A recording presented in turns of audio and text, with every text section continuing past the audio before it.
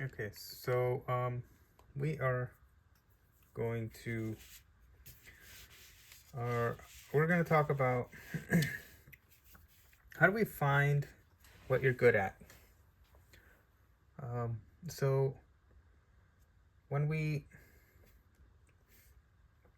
so this is, I guess, about like talents and finding. One thing that I notice is that sometimes, people will say like, they want to be good at something, or you might have a desire to be something, but you but like what how do you transition, I guess, from having something that you really, it's from having that desire. And sometimes, some people, they have an idea, and it goes, for quite a long time, actually.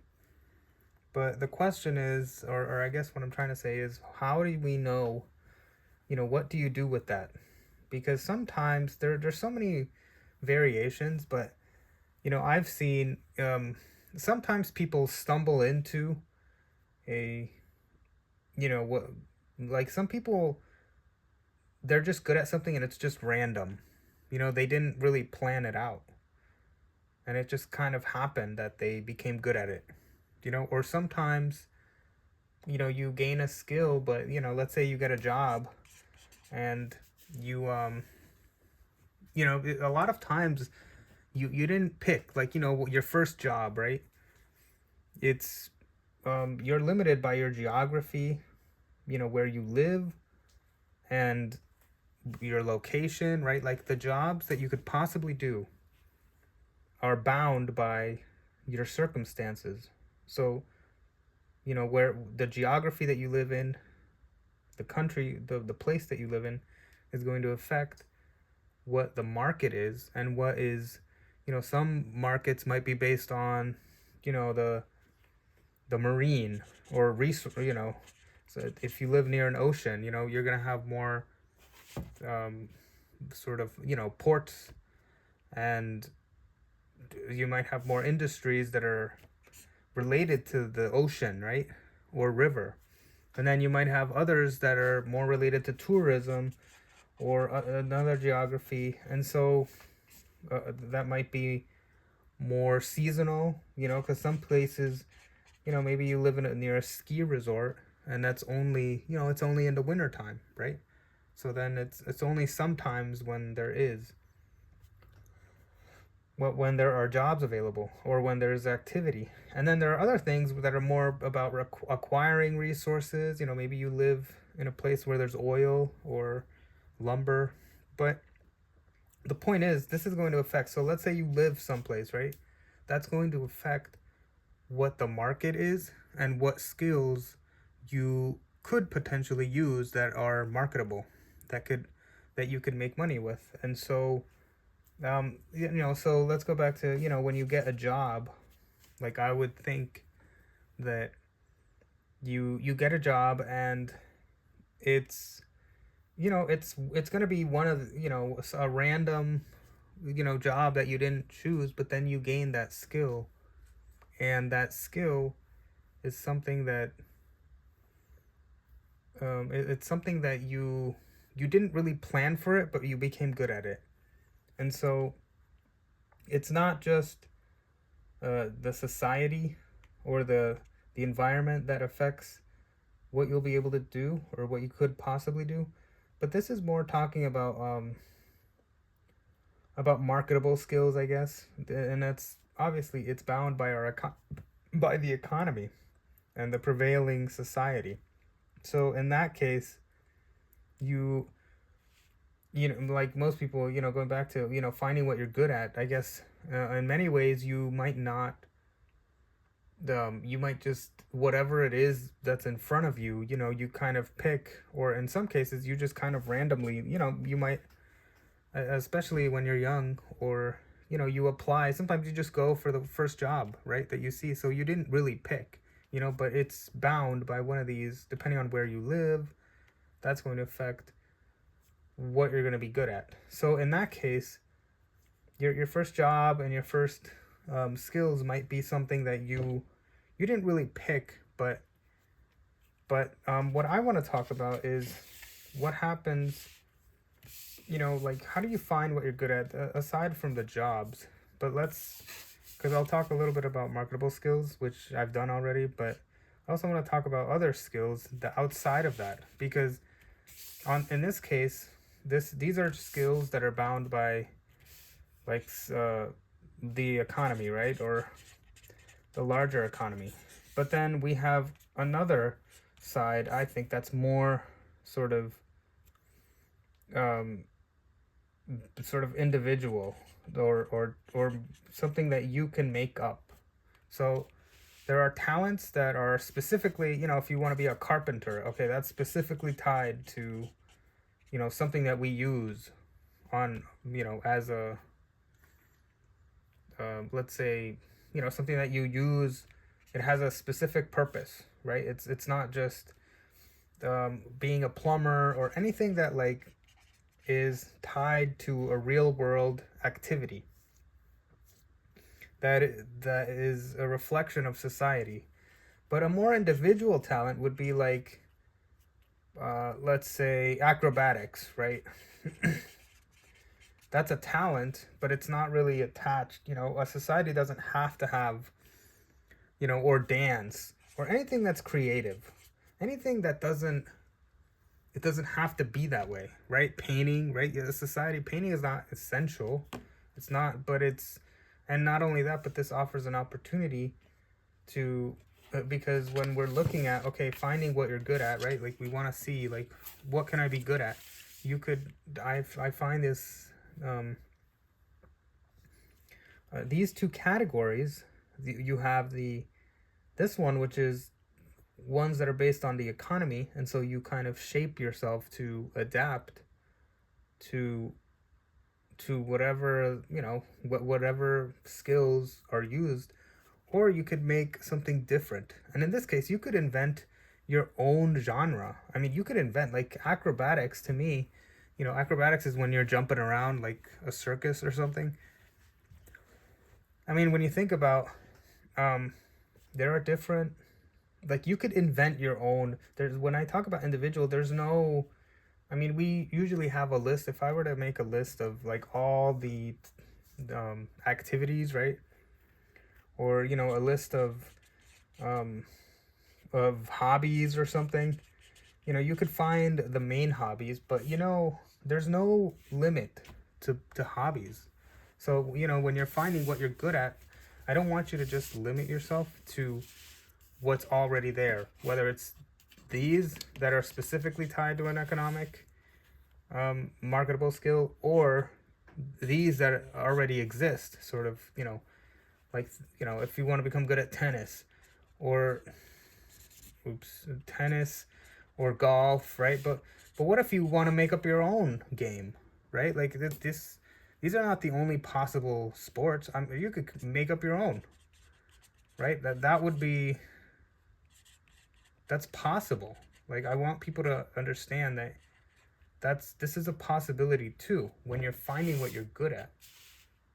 Because I mean, let's look at basketball, for example, right? Especially as it is played nowadays, right? It's for people, the hoops are so high, right? That that a short person can't really be good at it. So it's a sport for tall people. Well, I mean, I guess you could make it shorter. That's one. Like maybe they should have like a short basketball league, So, right, like that would be shorter people could play it, right? Because it's a sport specifically designed for tall people. Well, but that's a great idea for some, which I don't even know if that was intended actually by basketball, the original creator of basketball. I don't think it was created for, intentionally that way. But what I'm saying is, it's a sport that has the modern incarnation of basketball has become a sport that that sort of caters to a taller person. But what I'm saying is, if if you wanted to create maybe, I guess what I'm propositioning is that each sport, I mean, if you think about it, whether it's basketball or golf, golf is obviously, it caters more to someone who likes nature, right? If you don't like being outside, you're not gonna like golf. But I mean, isn't it interesting that each sport sort of caters to it it sort of it it's a reflection of what people like, right? So if you like certain things, maybe you don't like running around, so then you have, ping pong, like a sport where you don't move as much, right? Or so it's each sport has a different thing. And so what I'm saying is that you could, if let's say you have a specific, maybe your body type, right, is unique, right? So like Michael Phelps, he swims in the pool, and his body, like, yes, of course he practices a lot, but a lot of his muscle structures, he's got a big arm, like it, all of that, so that could, give him an advantage in a way. So it's like a sport designed specifically for if you have big arms, you would have an advantage. So your physiology, is that correct? Physiology. Well, however you say it, the physiology affects what you could be good at. So that's another interesting thing to talk about, is how your body can affect. So, if somebody's body is stronger, they might be able to endure or might want to participate in an activity where there's more action. Whereas if you have kind of a smaller frame, well, then that doesn't make sense for you to be good at that, right? So you don't choose how you look. So if let's say, you look at the list of activities, I believe that it's endless. And so I actually think, we could create new sports, new things that benefit you or your specific body type, like maybe something that you would be good at. That, so you're not a tall person, so you can't play tall basketball. Okay, well, maybe come up with another sport where, you're crawling in and only, short people can do, or some, I don't know, just interesting things that you could be good at, though, because the possibility um of of of monetizing things comes from seeing, I think, the uh the the power, or the potentiality of humans in all their variety. Or, so this is where um this is why all of these different hobbies exist. And it's because they have an element of um where you can see, like, oh, this is something you're so good at, but but the average person is not, and so it allows you, if you pick something that is physically something that works to your advantage, it will help you, because other people will not be able to easily replicate it, even if they did try it. So if you want to play at the highest level, I guess you the physical advantage would be good. But what's interesting to me is that you can still be you can develop a high degree of competence, even if you are not necessarily physically sort of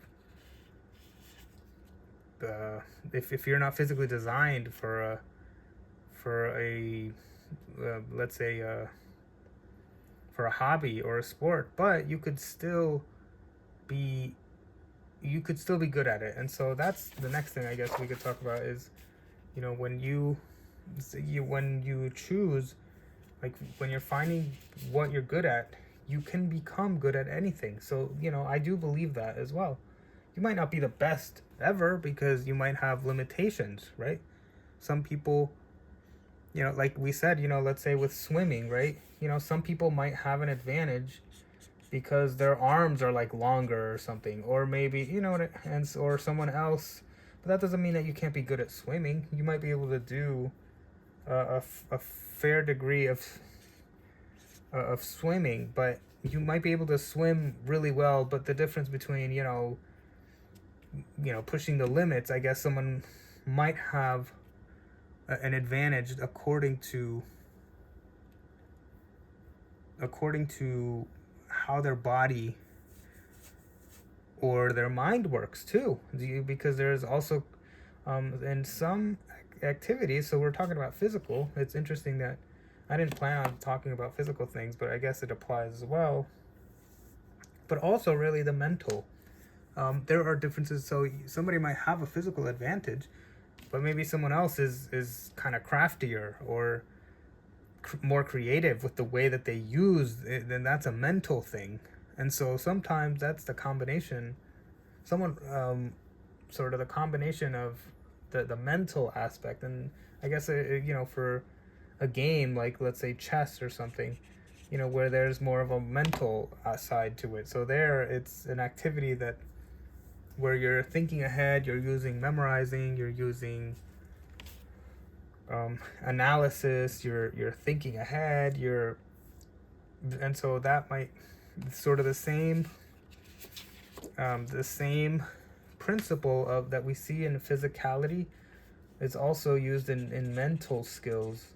So things like memory. So a lot of games, whether it's board games or games in general, or where they sometimes they have, I don't think this is an exhaustive list, but they might have like memory skills, which I don't have. As a personal side note, I guess I don't really do the memory stuff very well, but some people do. And so memories, or some people have developed skills like what is it called, the kind of the palace, the memory of palace, whatever, which I don't know how to do, but I guess I've had it described to me. I know you guys could help me out there with the specific name for this, but when you memorize something, there are many different ways that to memorize things, to learn. Some people, but I don't care too much for it. Like I don't use it, but I mean, for people who do, it can be an advantage, right? In certain situations, right? Imagine somebody who can memorize a speech, right? Or actors, like they're able to memorize through rehearsal. So that's a great skill to have, and that can come to it as an advantage, because sometimes let's say you have a physical or an interpersonal interaction. Imagine if somebody sort of they kind of memorize a script, right? Imagine an actor memorizing a script and then being able to say that and have it come off as if, it can be a great skill, is what I'm saying. It can really impress people when you do it the right way. So you have the memory skills, you have sometimes it's just I'm trying to think.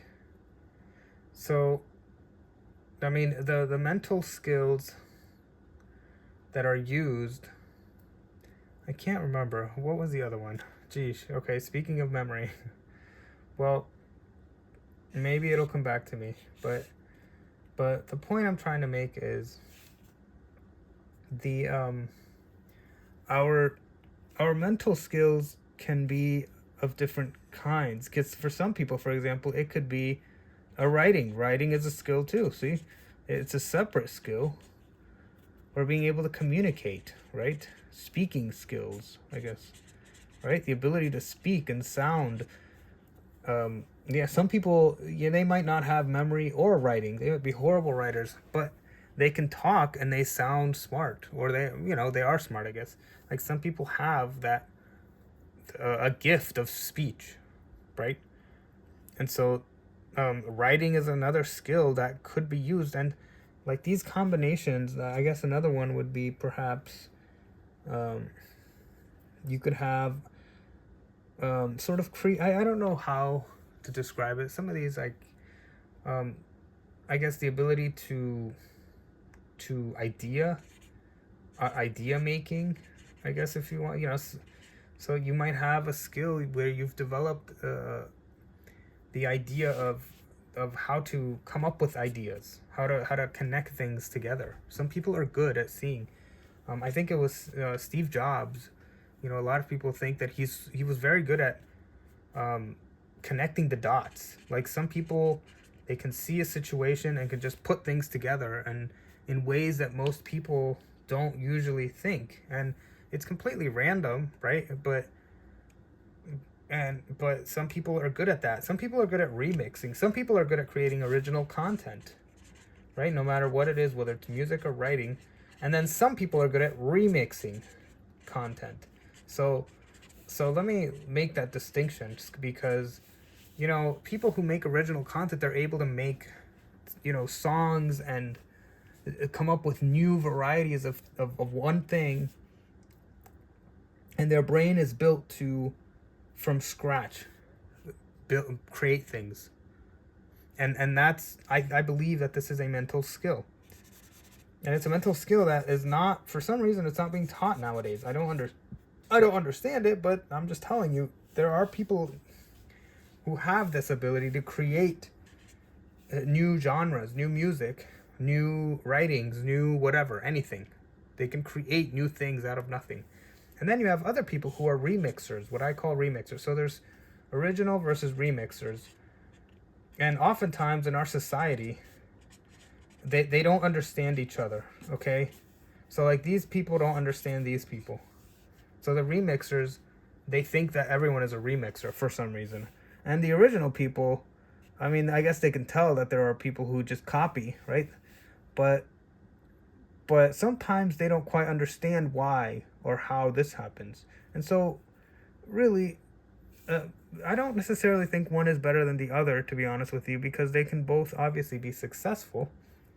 And some people have I mean, it's similar to, it's not necessarily, obviously there is a creative output that is coming out of the remixer as well. And so in the remixer's defense, even though what I don't understand about our society is that nowadays, for some reason, like the remixer, a lot of people, the remixing has become more popular, I would say. But for some reason, a lot of remixers, they seem to think there's no such thing as originality, which I don't know why they say that. Like that doesn't make sense to me. But anyway, the point I'm trying to make is, when we are, these are both good mental skills. They're different though. And like a good example of this would be kind of a duo, right? Like sometimes you might have someone, and this doesn't have to be about music or art. It could even apply at the workplace. Some people are good at coming up with new things, and then other people are good at kind of changing what someone has already done and making it into something better. And so you can use this at an advantage. It's good to have both, I guess. Because imagine if you worked at an office and you're creating a product, and one person is good at coming up with the idea, and then the other person is good at improving upon that idea. Does that make sense? And so it has a place. They're both interesting, and I wish they were both acknowledged. Instead of everyone, because if everyone is a remixer, then that means that no new ideas are coming up, and everyone is kind of just doing what's already been done before. And so what's going to happen is eventually some original person is just going to come out and probably outcompete, if all you're doing is just remixing. And likewise, the original, I don't think you can have too much original stuff, right? It's not, but sometimes I guess you could argue that in order to evolve and make things to a higher form, there is an advantage. There is something to having people who can refine. So to me, I don't necessarily see it always as remixing too. You can just think of it as refinement, and because that's really what they're doing. They're trying to. It's kind of an advanced remixer would be someone who refines. Refines means that they are actively contributing to it. So they're grabbing the original, but they're contributing to it. Those are kind of the more valuable remixers. So in our society, so when you're finding what you're good at, this is another example of what you can do to, what I'm giving you ideas of how you can discover what you're good at.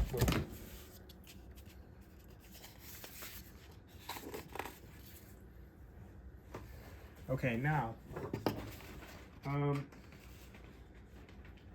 will say that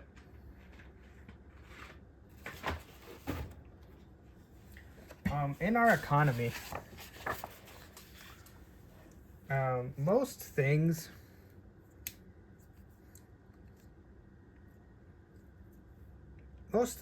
are easy to do. Okay, so let me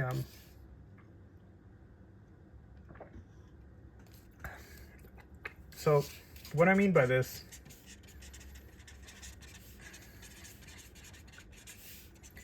so how this affects finding what you're good at is that believe it or not, when we I think sometimes people lose faith in talent, the idea of talent, because they think that, and they rightfully think so as well. We look around the world, and sometimes you hear people say, well, anybody can do it, or the idea of anyone can do it, or you can just kind of randomly plop people anywhere, and that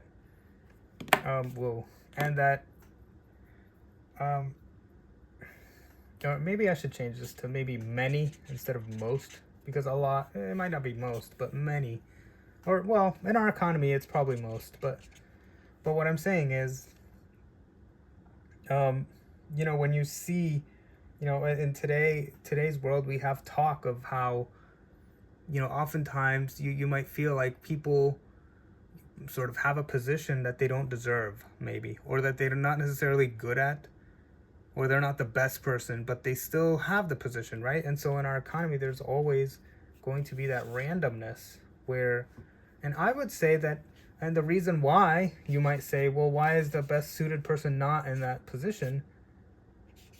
And it's because it could be because of, just circumstance or whatever.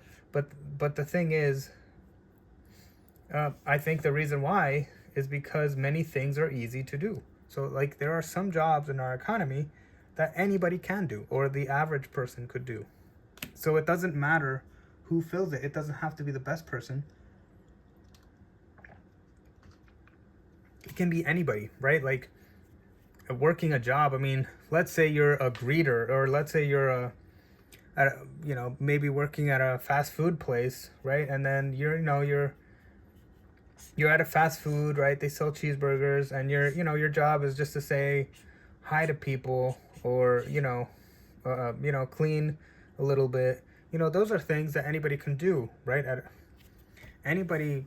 So, but then a lot of times you could even apply that in an office setting. Let's say you're at an office and you're doing a secretary job.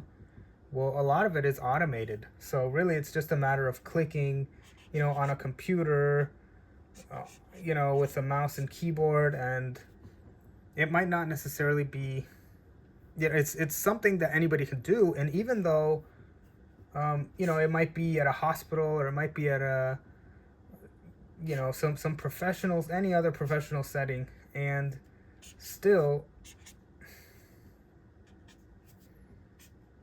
I guess you could say anybody could do it in some cases, depending on what the job is, right? Like there are a lot of jobs where obviously you'll still need some training, right? You'll still need some training, but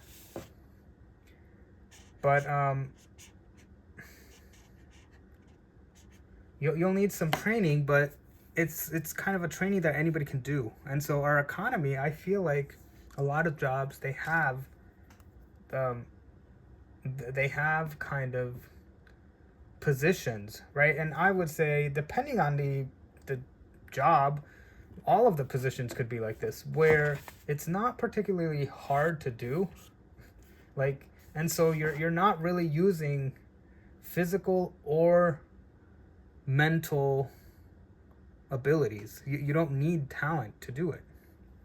And so what that means is that, in this scenario, in these cases where, most things are easy to do, you might get away with thinking that, and then I would say, like, where in life, maybe you don't need talent, right? This idea that, well, that, or there's no such thing as talent. You might even be tempted to think that, because when you look at our economy, there are, and it is true that there are a lot of, office work, and sometimes you just look around, maybe retail, where, people are just running around doing things. They're not really using their intellectual capacity, right? Like, how often do we hear people say, oh man, I work at a job and I've never used math, right? That's such a common thing, right? Or why do we have to write essays?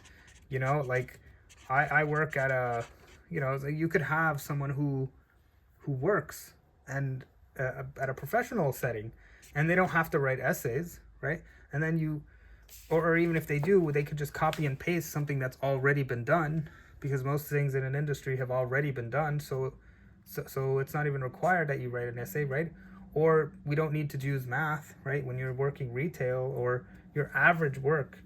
And so a lot of people, you might be tempted to think that, well, you don't need to, you don't need to, it's sort of the idea that you don't need to know these hard skills. But what I would say, so this is what I would say. I would say that even in most settings, in many factors, in many facets of our economy, it is not, it's not required. So it's true that many things, or perhaps most things, are easy to do. And so this can be discouraging, because some people think, well, why should I get a talent if this is true, right? And so what what I would say is that I believe that, depending on, well, it depends on the market, or it depends on a company, but many industries, and in many cases, intelligence and talent makes a difference. Like, it'll make the difference between a sort of a mediocre or perhaps bad product versus a great product that is made through intellectual through intellectual talent, through actual, because you want to know, like, if you were to build a company, and this is my belief, this is my idea, that if you were to build a company, you can have some people who are not very good at, who aren't good at things, but you can't have everybody not be that good at things and expect things to work as well as they should. Like, and I guess what I'm trying to say is, this goes back to finding what you're good at. Some companies, and I know, the biggest, well, I'm talking about the biggest tech companies, I'm talking about the biggest, anything where actual pursuit, or even creative endeavors, but like where creativity is needed, well, you still need people who actually know what they're doing. And so I guess what I'm saying is that you can't have a company of people who, somebody has to know the math, so and this is where finding what you're good at comes into play. Because what I'm saying is, you might think, oh, well, writing an essay is not important, but you know what? When, for someone who actually does know how to write an essay, that can be the difference between making a great product and not. Like, it's like cultivating, it takes years to become good at writing, or it takes years to become good at math, to understand mathematics and be able to use it and apply it. But once you have it, you will be able to create things I mean, I guess going back to, you'll be able to be sort of original or even enhance things that already are, because you'll be able to come in. Because otherwise, if you don't know, like, yes, it is true that many things are easy to do, but if you're willing to grow in your skill, in your mental skills specifically, that's kind of what I'm talking about now. But even in your physical skills, I guess you could, to some extent. But if you are willing to grow in your math skills and your writing skills, and then you will be able to do the hard things in our economy, the more advanced things. And this is what I believe should be the goal of companies. And I believe these are the stated missions of schooling. This should be the stated mission of schooling, of our education system and our economy, which is that even though I know that we're not all going to be good at everything, but it will make a difference in our economy and in our society to have people who can actually do the hard things. So I know that in a lot of cases, a lot of jobs, they're easy to do. They're mindless. Like, I know if you're working at, like, some supermarket, it's pretty mindless, right? Like, it's not, you don't have to know any math, right? You don't have to do, but I guess what I'm saying is,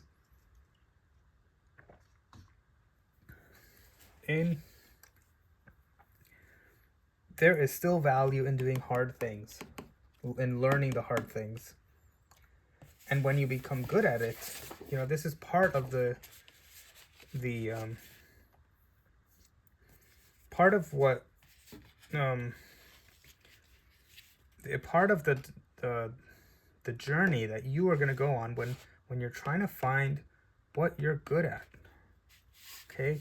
So, because what's going to happen is, let's say you become, even if you're not good at math, or you're not good at writing, or you're not good at, or you don't understand science or history or whatever it is that is required in your job, you might still have some other talent that others will not. So you might, and that would be hard. Like, even like a dancer, let's say, they can provide entertainment that's marketable to some extent, right? Or somebody who can do other activities that we can't all be good at everything. And so I guess what I'm saying is that even if you are stuck, maybe you're stuck at a job where you're really not challenging yourself at an intellectual level or physical level. And so what you do is you can still develop these skills, and they can still enhance your life and enhance your job and help you so that you are better at what you do. Now, okay. So when we talk about physical skills, like there's so many combinations in which you could use this. So, for example, just because you are good at something, you could be good at, something physical, and then use it in an intellectual way. So even though, let's say somebody is good at, let's say somebody is really intelligent, but never really does anything with their own body, doesn't have that understanding. Sometimes sometimes we need, I guess, the different combinations in our economy. We need people who are good at something and can apply that to. So someone who is, let's say, really good at basketball can apply some of the principles that they use in their physical training for basketball into an intellectual pursuit. Like, imagine if they combine that, so basketball plus computer science or something. And that would add something to somebody who, let's say, is computer science and, and maybe they're a chess player or something. I don't know. Like that would it's a different there's different combinations that we all have. So when we pick, like, finding what you're good at, you're not usually just going to pick one thing. You can pick a variety of things. So imagine there's like, maybe they're good at rock climbing, maybe they're also good at climbing, maybe they're also good at I don't know, eating, or maybe they've tried, maybe they're a flavor connoisseur, maybe they've tried different cheeseburger types, I don't know. Or I hope I spelt that correctly, connoisseur, is that how it is? Okay, so and then maybe they're good at we all have different things that we're good at, and we can make different combinations. And I hope that this ties in, I guess, with most things are easy to do, and it's true. But even if you're stuck in a place or in an environment where you feel like you're not being challenged, you can still be good. You can still be good at you can still, on the outside, on your spare time, develop different skills and then combine them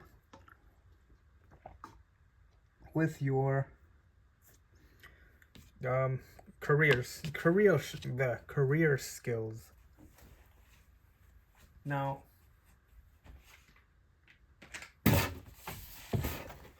okay, so the next thing I wanted to say is that it is good. It's a good thing to build up a physical or mental skill, because it adds it because okay, it's because they are marketable. And so when you add mental and physical skills like this, like we've made in these lists, they are it helps make you into sort of a well-rounded person. And sometimes you don't even have to do a variety. See, like, this is why I'm really more about freedom, to be honest with you. Like, the imagination, don't just be tied to what I'm saying. Just because I say, oh, look at, I could add like 100 little, connections to different skills, right? But that's not the point, because you could just focus on one thing. You know what I mean? You could just do one thing and become so good at it, right? So maybe you just do rock climbing or something, right? And then you just do that. You just learn hundreds of poses and on just rock climbing, and that's all you do. Like that could be, that you might, in other words, it might take a different, it doesn't have to be this, like this. It could just be super focused. It could be as wide and open as you want it to be, or as narrow and closed as you want it to be. That's why and so that's why we see a variety of people in our society, and they develop different skills. And when we're finding what we're good at, or trying to find what we're good at, just realize that there is a freedom, or to approach it with a spirit of freedom, or the idea of freedom, so that you are open to so that you're not bound. It's not like there's one way to become an expert at something, or to find what you're good at. There are sort of multiple ways, and sometimes this is why I feel like our society and our education system is limiting, because sometimes it makes a list of, okay, well, here's a list of hobbies, and here's a list of here are education program. And yes, of course, they're marketable, a list of degrees or something, or programs or classes or whatever. But the reality is, I actually think that you can go beyond that. Like humans, they invented sports. They invented so. I encourage you to also consider coming up with something that through walk through uncharted territory and um, see what speaks to you, because maybe you have some skill. You could be like the best person at this, but it doesn't even exist. It's not even something that anybody ever thought to do. And you could be an Olympian at that. Isn't that amazing? Like, imagine, like, this is why I'm saying you don't have to just scour the internet, or, to find, something to do. You could just um, go and do something, and then just become really good at it, and you might be the first to do it. So don't just limit yourself to like a list of hobbies, or what is everyone else doing. You don't have to listen to 50 things that you could do this summer, or you don't have to limit yourself to that. But in fact, go ahead. When we're trying to find what you're good at, well, so specifically we're talking about that. So if you want to find or become good at something, I encourage you, like, yes, mathematics and writing and reading, those are all, well, mathematics and writing are both creative tools that you can use to develop things. But when you're finding what you're good at, I encourage you to look beyond just what's already been done also. And I will say, so I wanted to talk about something else, which is the idea of, when people want to be good at something, and they have an idea of how they might like a topic. Maybe you'll meet someone and they'll tell you, like, oh, I really want to be, I don't know, I want to be a dentist, or I want to be an actor, or I want to be, I don't know, like different, they'll say something very specific sometimes, and then when you ask them, well, I want to be a land surveyor, or whatever it's called. I want to be and so sometimes I'll probe and I'll ask, oh, well, why do you like that? And then usually at first they won't say. They'll just say, like, yeah, I really like this. But but what ends up happening is, as you interact with them, you learn that there's like a sentimental reason why they're choosing to do this, right? So there's a sentimental, like, oh, I want to be a dentist because my dad was a dentist, or my best friend was a dentist, and what, I want to honor that, or different things, and a different reason for why somebody might be, and while those are all worthy reasons to do something, I would also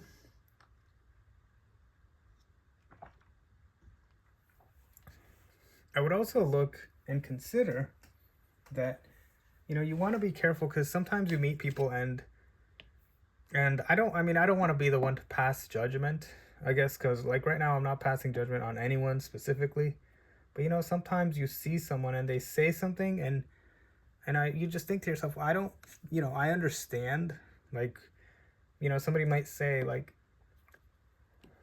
oh, they might say they want to do something, but then maybe they'll say, oh, I want to be a dentist, right? Well, I've met some dentists, I guess, and I kind of have, well, I guess I can understand that you need to, it's very rigorous, it requires a lot of time and sacrifice. I have friends, so I knew people who were like a lawyer, for example. So if anybody says, oh, like, I want to get into law, well, I know from my understanding there's a lot of reading involved. So like, I would ask like, wait a minute. So if somebody says, "Oh, I want to be a lawyer," wait, do you like reading? Because you're gonna be reading like so much. Like even people who like reading are gonna be challenged by And so what I'm saying is, I guess what I'm trying to say is, when you're trying to find what you're good at, it could be possible.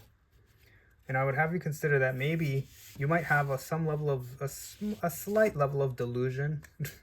And what that means is that you might feel like, oh, I want to do this, but you could be, you could be out of your league. I'm just asking you for you to consider that, is this really something that you could be good at in a reasonable level? And some people, you know, it's not that they don't have the intellectual ability, or they might not. Like some people, like in my case, if I were to become kind of uh, maybe like, so there are some things that we do have limitations, I guess. It might be a good way to put it, because it could be an intellectual limitation, it could be a physical limitation, right? Like, is it possible for, to be an Olympian athlete? I mean, like there are some things where you want to sort of, and some people don't have this understanding, so you really can't help people, because people who, like, everyone kind of has to do things on their own, right? Like you can't help everybody, right? At the end of the day, we're all adults. The only thing you can do is, oftentimes you have to just let people sort of do whatever they want. You can't correct people. That's one thing that I've noticed, or I've learned, I guess. And so I guess what I'm saying is that sometimes it is possible. I want you to be careful, because I want to offer valuable sort of advice here. And my opinion is that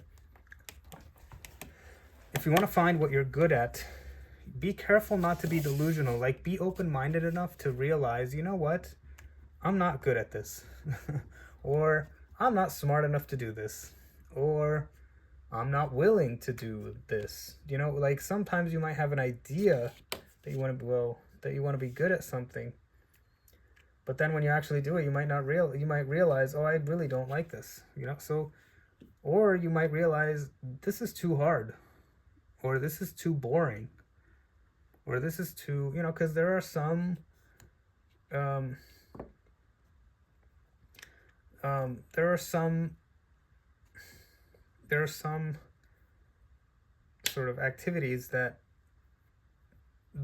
might be out of your reach, but sometimes you have a strong connection to it, so you still want to do it. And I hope, and some people say, well, I mean, I can't help but in many cases, this kind of delusional thinking could make people sort of invest a lot of time and energy on something that they're not good at. One time, I had someone that I was close to, I guess, and I was invited to an interview, actually. And so what was interesting was that as I was sitting in the office, the I guess the person that was in charge, so this was at like in a school setting, but it was a professional setting. And basically they sat down with this student. All right, this was at an office, and there's a student kind of sitting, and then it's like, okay, listen, like this program is competitive, and it's hard, and basically they looked at the record, the performance, I guess, not just a record, but they were taking classes, and basically the student was told that, you're not cut out for this. Like, this might not be, to have to sit, to have sort of a person of authority just say, you know what, you're not cut out for this. Like, this is above, like, you're not good at this, basically. The performance is not being met. And in some cases, it could be that, you might want to do something, but but you might not intellectually, and this doesn't mean that you're not smart, you're just not smart about that, I guess is a better way to put it. Because I don't like, intellectualism, what it means to be intelligent is different. But the point is, some people, they're not book smart, they're not smart. And in some cases you have to sort of be at performing at a level. And so sometimes, to have someone sit down and talk to a student and tell them, hey, you might not be cut out for this. You might want to do something that's a little more that's different. That might be something you could do. And so I guess what I'm trying to say is that when I look at intelligence, there is like book intelligence, the ability to understand and learn things, right? Understand. It's also affected by what you have already learned, so that's why in school you teach writing, you teach math, because you want students to develop those skills, because those skills, I mean, I'll tell you right now, they are essential in many things. Like, you cannot be a scientist if you don't understand mathematics very well. You cannot be a research scientist if you do not understand mathematics. Like, you just can't. It's not like how that the creation, our universe runs on mathematics. You have to understand what that is. And so if you're not performing at the highest level, you're not going to be able to create. Does that make sense? So what's the point of, so I'm just giving you an idea. And then when it comes to writing, unfortunately, writing is becoming less and less appreciated, I guess, by our society. But when it comes to ideas, writers are still important in our economy, because a writer is someone who can create with the mind, who can create ideas, and ideas are powerful. And if you don't, and there are fewer writers, let's say there are fewer people who actually do the writing. Like, today we're talking about AI, right? And generative AI. I'm talking about Gen AI. What I call that Gen AI. What is it called? Generative AI? I think that's what it's called. But it's 2024. Yeah, this is 2024. So what the point is, people are talking about, oh, well, we don't need writers anymore. But really, like, writing and whatever is going on in sort of advancements in technology, being able to create essays and sentences and writing pieces out of in an instant, right? They have nothing to do with each other, in my view, because the value of writing is about creating ideas. And as we just talked about, idea making, creating new original content, or even remixing content. And that's not something that generally, I don't think a computer is always, it may, but it's not always going to be able to do that. Like, to have a human be able to have that skill, you become sort of, you are an AI, I guess, if you want to think of it that way, right? Like, why you don't need, it's a separate skill. Like, as a human, to have a human be able to do it, you don't even need the computer, is what I'm saying. Does that make sense? So there is a value in learning to write, because ideas, that person is going to be able to articulate and act upon and create ideas that are more advanced than someone who cannot organize their thoughts in the same way, because that's really what writing is. It's about organizing your mind and your thoughts. A lot of people, they think a lot of ideas, but then it gets lost because they can't write it out, right? It just kind of stays in their head. So writing allows you to transmit that idea and put it into words, and then next week put something else into words, and next week put something else into work, and then you combine it, and a writer can create sort of a master plan that's more complex and advanced than it could have otherwise been. Now, Gen AI is not going to be able to do all this. Gen AI doesn't experience the world, so a writer, as I mentioned here, this iteration, this evolution that happens, it happens as a result of the interaction to the world around you and what's going on, and it's in real time. And so there is value to a writer who is creative in our economy, whether it's in math, in any math field, tech field, science field, entertainment field, even, I would say. Well, a Gen AI, it's really just a toy, to be honest with you. Like, it doesn't really serve a purpose. This doesn't serve this purpose, right? So what we have right now, the AI, what they're calling AI, but generative AI, grammar assistance, all of that, this has nothing to do with this. So what's the point? People are saying, well, you can write me an essay. Well, I don't want to read an essay that's not this. Like, what's the point? It didn't go through this process. It's not experienced in real time. It doesn't understand the specific thing that you're talking about. So why do I, like, it serves no purpose. Like, it's kind of a toy, and I know people are, this isn't going to help you. And so what I'm saying is, I've kind of gone off on a tangent here, but basically, when we're talking about skills, I'm just trying to hammer down the point that writing, hold on, what was the last one? Oh, is it behind here? No, it's not behind here. Okay, well, basically,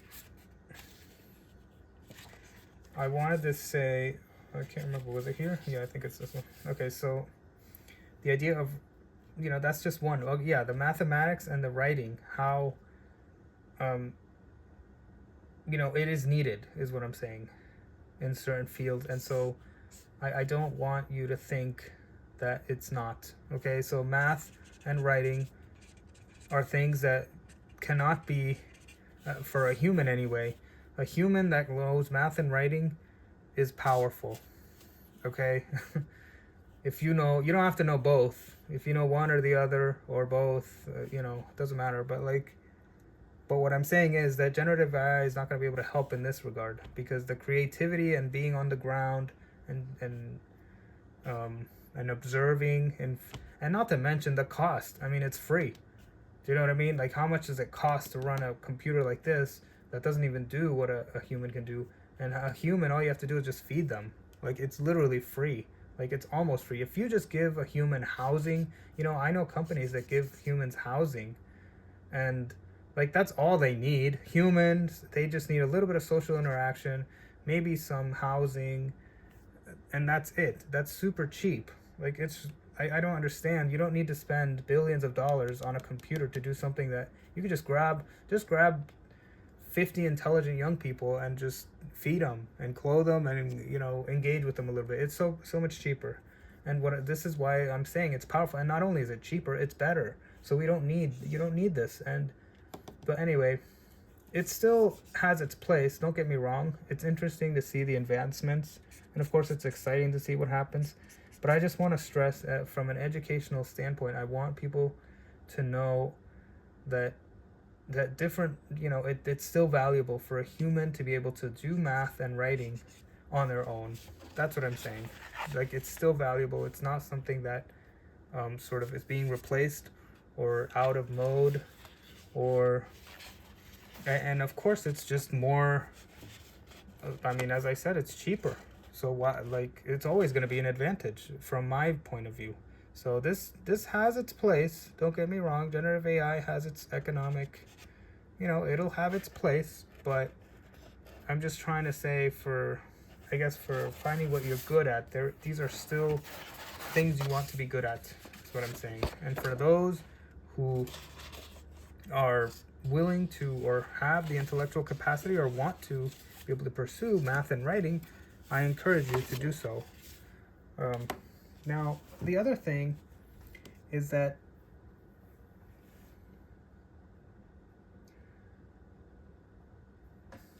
so let me see, hold on. Now,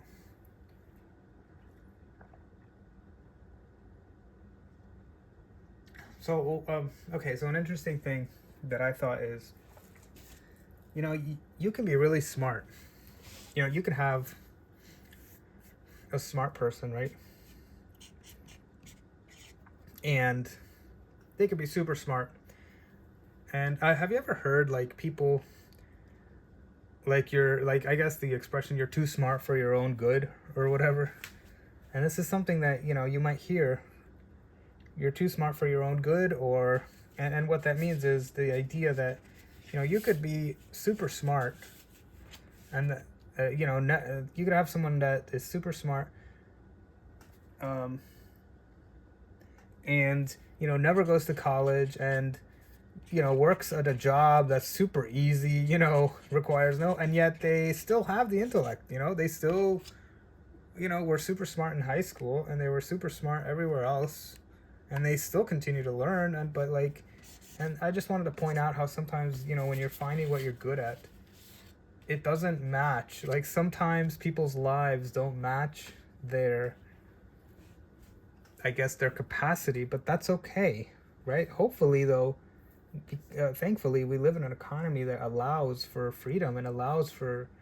But the point is, when you're finding what you're good at, when you think about this, sometimes it doesn't match. Like, I don't know how life is that way, but yeah, you will have. I guess what I'm saying is that skill and talent doesn't always match what happens in the outside world. And likewise, you could also have the opposite. You could have someone, and let's just be honest, because I've met people like this. You could have another person who was not really good at school. They weren't the smartest kid in the class. Not the smart, let's just say that not the smartest. But they, went to college, graduated, got a master's, whatever.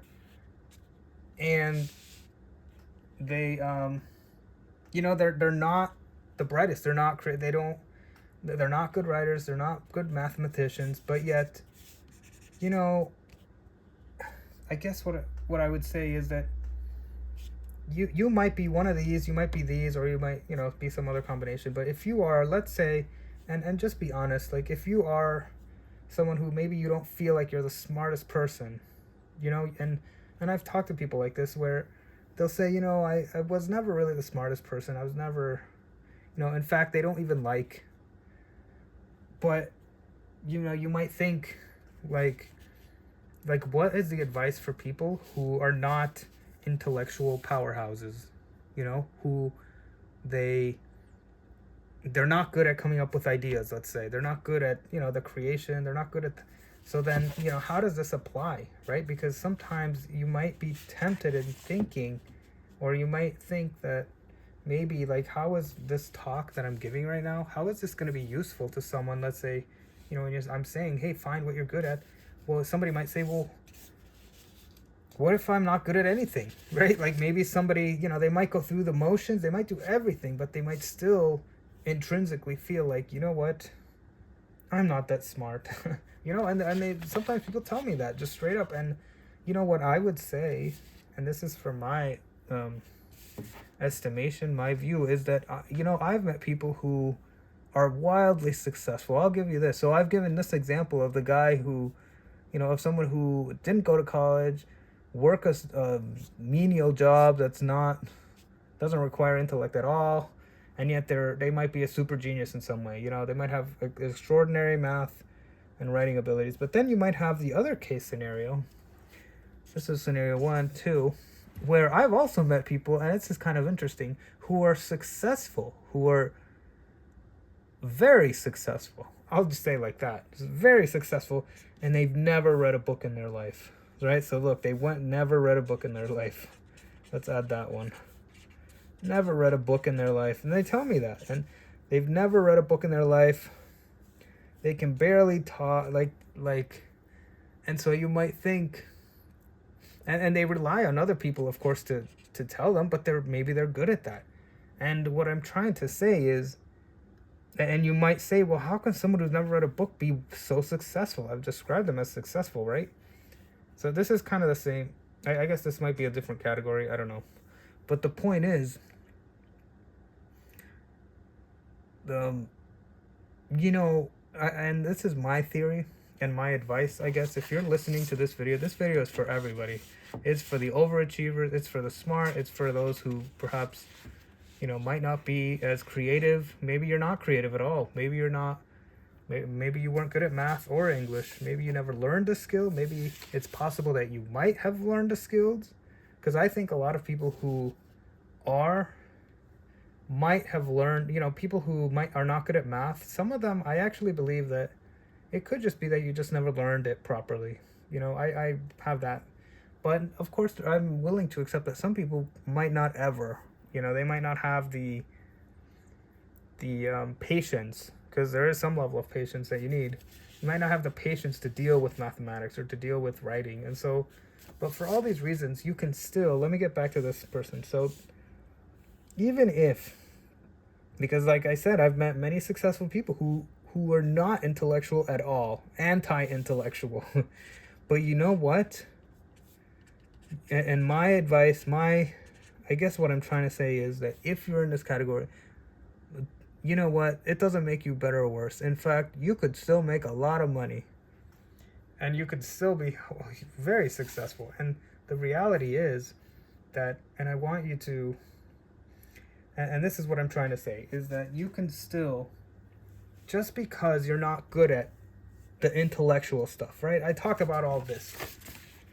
Where is that? Is it here? Yeah, there it is. I talked about all this.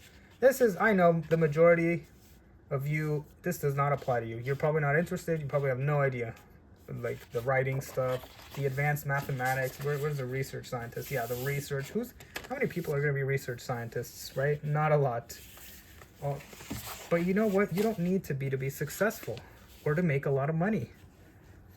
You don't need to. There are millionaires out there who own a lot of assets and they can barely speak the language. Seriously. They can barely, I mean, so, whoa. So, you know what?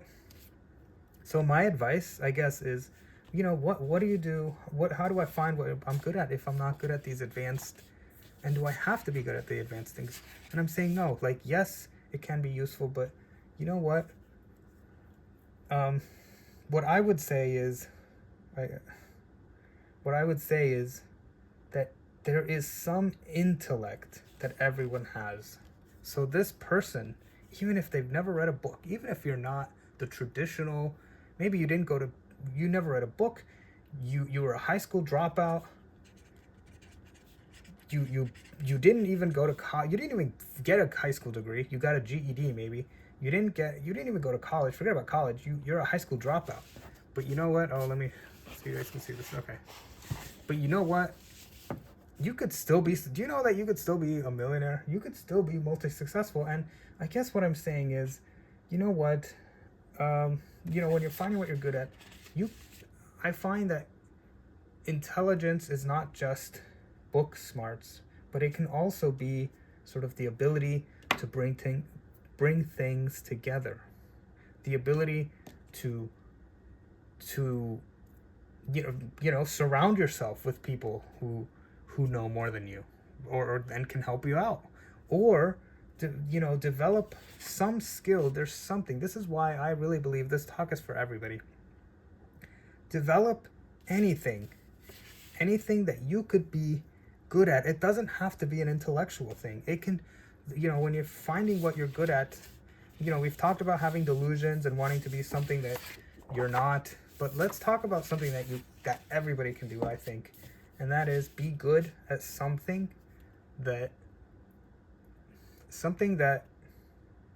it doesn't have to, it can be like what leads you to success could be the ability to bring people together, let's say, or the ability to, like, in other words, you can still become good at something. Like, life is amazing in that you can still become good at, you might not be good at the books things, but you can be good at something. You can be good at serving people. You can be good at bringing people together, right? You can be good at sort of socializing. Some people are just through their power of socializing, the ability to say things and make people, and make people feel good, the ability to bring people together. That's a skill too. That's something. In other words, I encourage you to find what you're good at. Develop something that you can do, so that whatever limitations you have, you accentuate the other things that you could do, how you can contribute, so that really in an economy, in a company, really, you can have all kinds of people come together and they all have different skills.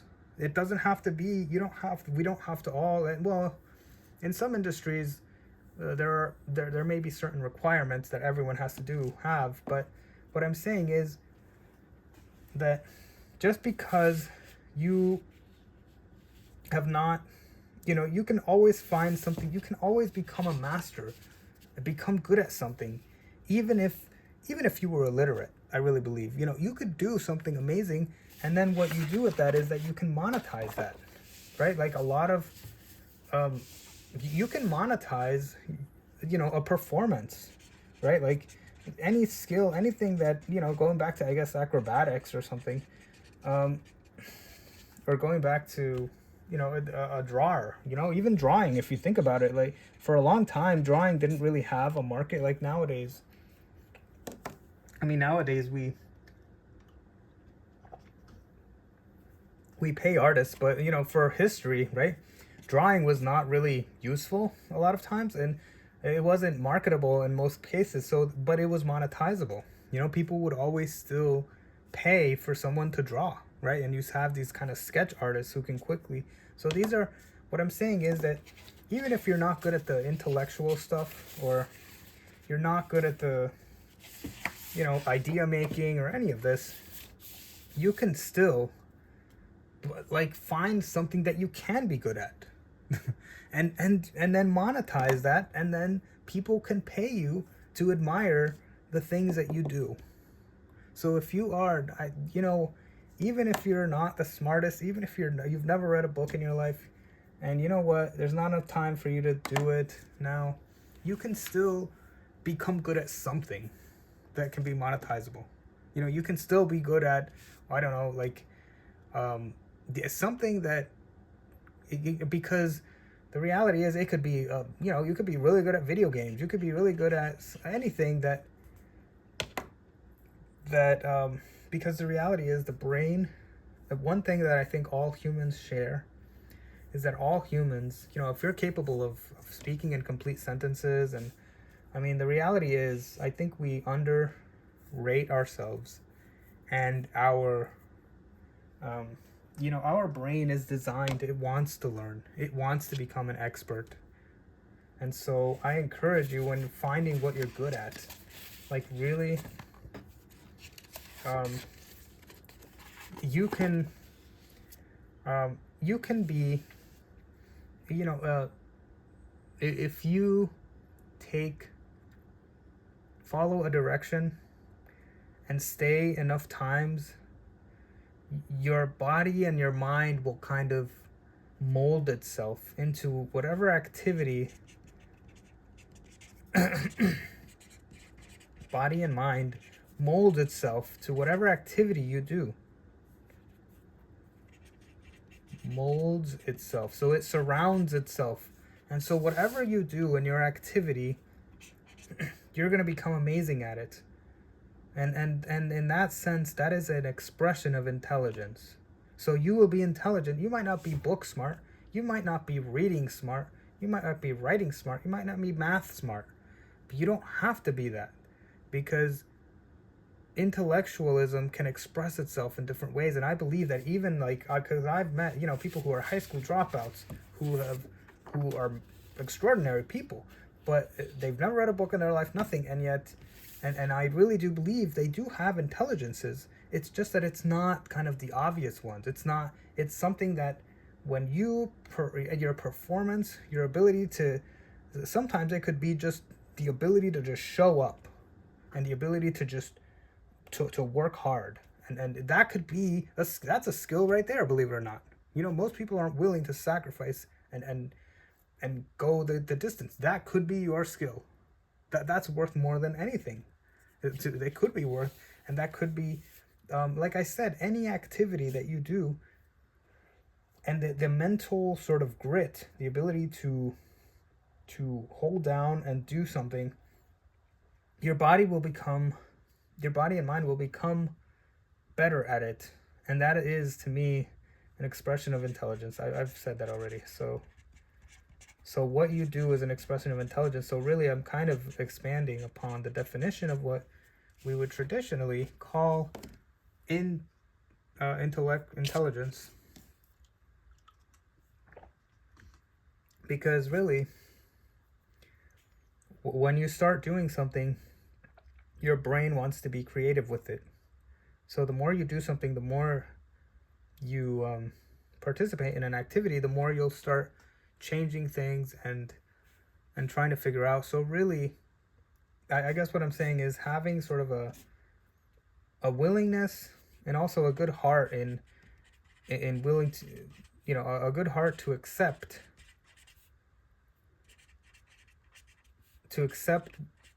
the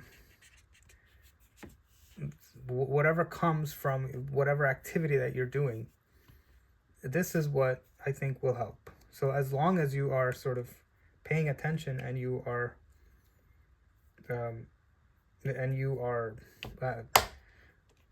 you are participating, you are actively working on something, your body, your mind will do that, and will become will it will become good at that. But it will also sort of create a new genre. It'll create a new you've created something new, like we talked about before, where, what was it, where's the first page, where we talked about creating something individual, right? It's creating your own thing, remember? So the idea is we're creating our own thing when it's really this is the individual thing. When you're, where did I talk about where you make up your own, where you chart your own course, or you go through an uncharted territory. This is how it happens, right? Because intelligence, I think, is more than just math and science. That is that, because I believe, for example, I'll just give you another example, which is, like, how do you think people, like cave people, I guess they call them cave people, but I guess like Neolithic, prehistoric people, right? Before literacy, before writing existed, obviously, they didn't have math. I mean, I guess they probably did use some level of mathematics, but generally speaking, their intelligences were different from ours. Like, because they couldn't read, they couldn't write, so that's not how they approached life, but they were obviously extraordinarily intelligent.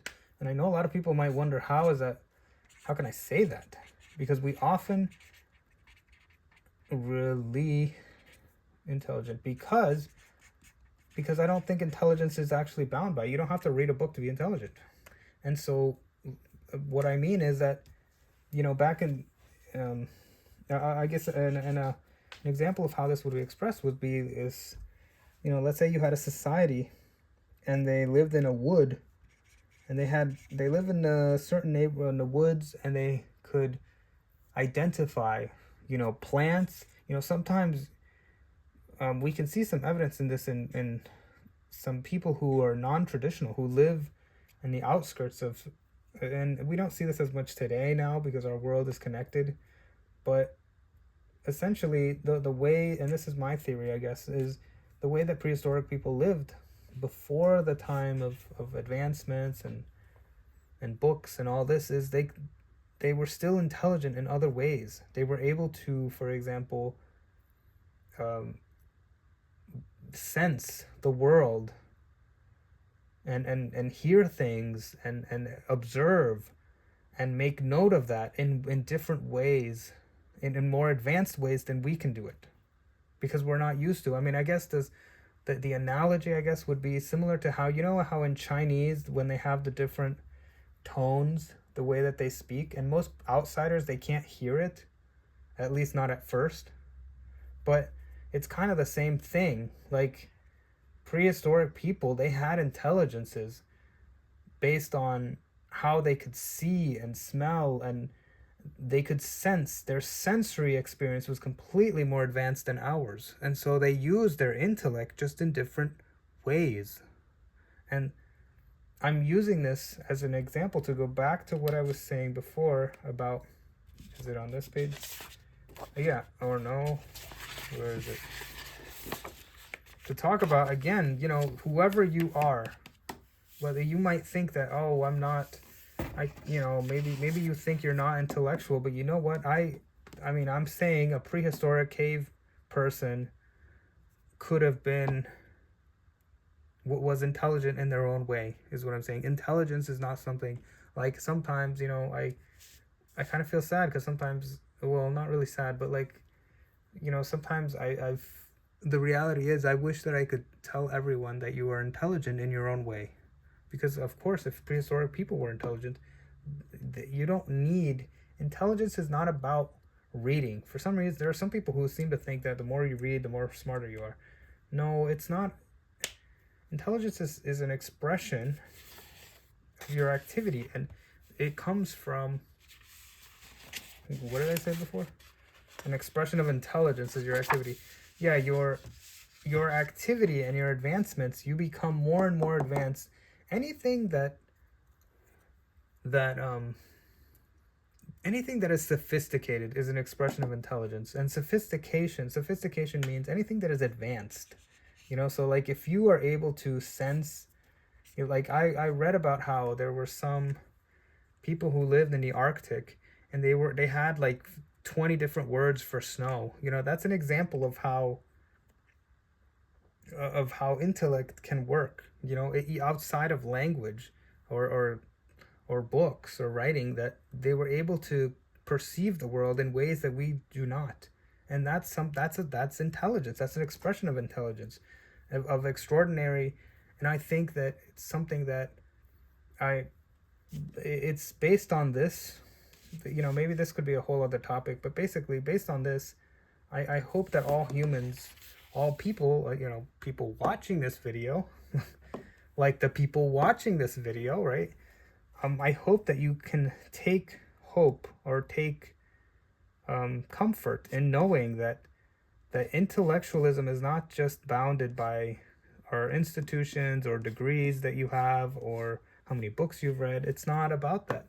And so, when you're finding what you're good at, I want you to create your own path and create your product or skill that you could do things in a different way, and that intelligence is not just book smart. Intelligence can be any expression of sophistication, and that comes from, but and sometimes they can't even articulate it. That's the saddest part, is that how many times do you one of the reasons why teachers are in such demand is because having a good teacher is hard to find. I could bring in the smartest scientist, the smartest physics scientist to come in to explain something, but the truth is, just because they are, I've spoken to people who are experts at many many fields, or in many fields. But when I ask them, sometimes they have a hard time articulating. Like, I'll ask a complex question and they'll answer it in like one sentence, and it's like a fragmented kind of, and it's usually just like one little detail or something, just kind of like, hey, how does this work, or what is your favorite part?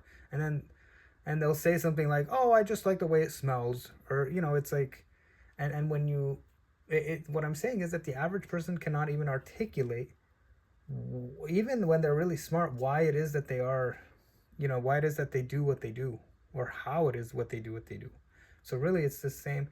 So, well, it's the same thing that's happening here. A lot of these, I'm sure if we brought in a prehistoric person, they might not even be able to articulate what they do, or how, but I'm just identifying this as a form of intelligence. When we see prehistoric people who are able to survive in the wilderness, and we're able to they were able to, I've heard stories of, or ideas of how humans were extraordinarily adapted to their environment, when you read all the different. And so the point I'm trying to make is that, when you're living in a desert environment, a desert biome, or maybe a rainforest biome, or it required sort of adaptations and understanding the environment in a very deep way. And that is an expression of intelligence, and being able to organize in this way and create a system that works. And this is how intellectualism is not just something about book smarts, but it's really about the expression of how you interact with the world. And it's not always about ideas, although it often is. It can be about ideas, but it doesn't have to be. It's more than just that, is what I'm saying. And so that's why when I'm saying finding what you're good at, I'm making this video for everybody. So even for people who, like, maybe you want to, if you are going to follow the traditional route, you know, maybe become a research scientist, get good at math and writing, right? But maybe you don't want to do that. And so in that, if that's the case, you can still, I want you to still realize that whether it's a prehistoric person or a physics, you know, major or a professor, right? They both, I think they would both struggle to explain, because like I said, I would often ask, and usually most people just answer with one sentence. You know, I'll ask them how they do what they do, or, you know, a kind of a question that I would hope they could expound upon in a, you know, in a meticulous and sort of intricate way, but then they choose not to. And so that shows to me that it could be that they don't express themselves well, but it also, I think it's, most people aren't good teachers. And so a lot of what happens when it comes to, you know, like, how are you good at what you're doing, right? A lot of it is, a lot of people just don't know. I guess that's what the point I'm trying to make here. Whether it's a prehistoric person or a physics mate, you know, or any other person, a lot of times when you ask them stuff, they're kind of just like, yeah, I just kind of do it. Like, because we forget, you know, we don't document, we don't write it down. And so a lot of the things, like, yeah, you have wonderful experiences, but you don't remember them all. You don't, and so, and I think it's not just about memory, it's about being able to express. That's why, like, teachers, there are a few good teachers. I feel it's very hard to be a teacher, to find someone who knows this stuff and knows how to explain it. That's hard to find people like that. And so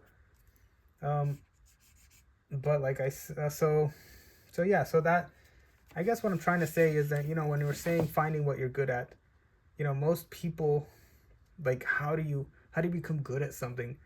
And that's why I'm trying to connect this, because, you know, most people can't even express how. If you were to ask someone, hey, how are you good at that, a lot of times they don't really know how to say it.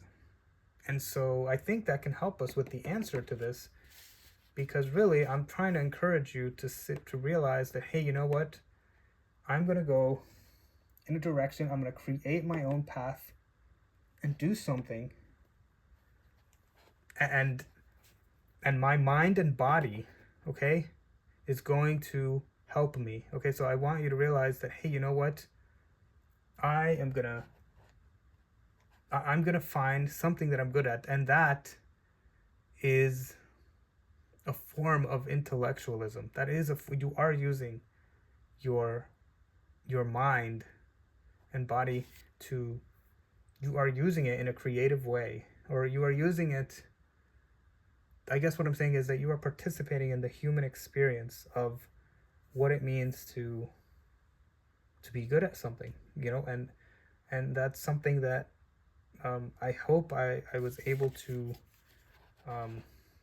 you know, share some ideas of how you know, a lot of these concepts are things that can help you in finding in being confident in going in a direction where you feel like you can where you can grow. And so